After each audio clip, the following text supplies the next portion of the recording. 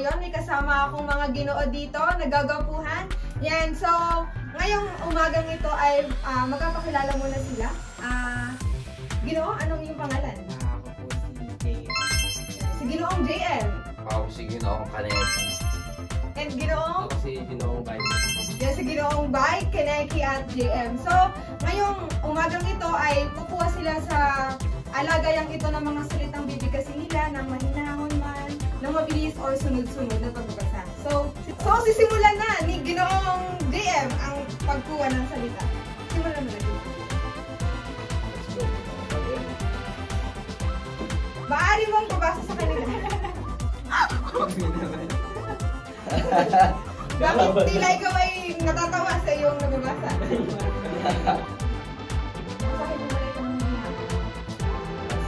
Basa ang basang baso habang binabasa ang babasahin. Basang basa ang basang baso habang binabasa ang babasahin. Basang basa ang basang baso habang binabasa ang babasahin. Basang basa ang basang baso habang binabasa ang babasahin. Basang basa ang basang baso habang binabasa ang babasahin. Basang-basa ang basang baso habang binabasa ang babasahin. Basang-basa ang basang baso habang binabasa ang babasahin. Basang-basa ang basang baso habang binabasa ang babasahin. Ano ang basa? Ang basang baso. Yan. Maraming salamat. Ngayon, Ginoong Kaneki. Kaneki, patawad. Maaari ka na bumunod. Basahin mo na. Kung ang puno ay punong-puno ng punyal, pumupuna ang puno ng punong-puno. Yan. Maaari na basahin. Bumabilis. Kung ang puno ay punong-puno ng punyal, pumupuna ang puno ng punong-puno. Sabay, mga Ginoo. Isa, dalawa, tatlo. Kung ang puno ay punong-puno ng punyal, pumupuna ang puno ng punong-puno. Mabilis. Kung ang puno ay punong-puno ng punyal, pumupuna ang puno ng punong-puno. Kung ang puno ay punong-puno ng punyal, pumupuna ang puno ng punong-puno. Kung ang puno ay punong-puno ng punyal, pumupuna ang puno ng punong-puno. Kung ang puno ay punong-puno ng punyal, pumupuna ang puno ng puno. Yan. Maraming salamat, Ginoong Kaneki. Ginoong Bay, maaari ka nang bunutin ang huling papel na inyong bibigkasin. Sabay-sabay niyong bigkasin ito.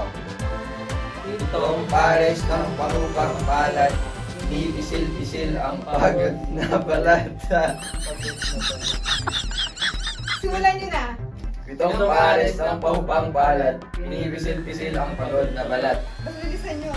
Itong pares ng parupang palad, binibisil-bisil ang pagod na balat. Sa bilis. Itong pares ng parupang palad, binibisil-bisil ang pagod na balat. Itong pares ng parupang palad, binibisil-bisil ang pagod na balat. Itong pares ng parupang palad, binibisil-bisil ang pagod na balat. Pitong pares.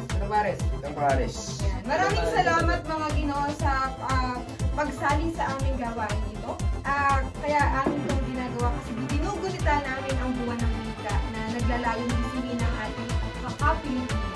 Naway, nasiyahan kayo sa aming ginawa ito. Nasiyahan ba kayo? Mabuhay ang wika. Buhay ang Pilipinas. Mabuhay! Ngayon naman, ano natutunan nyo Ginoong JM sa ginawa natin? Tutunan ko ulit magbasa ng paulit-ulit. Anong kamandaan mo binasa ng paulit-ulit? Basang-basa.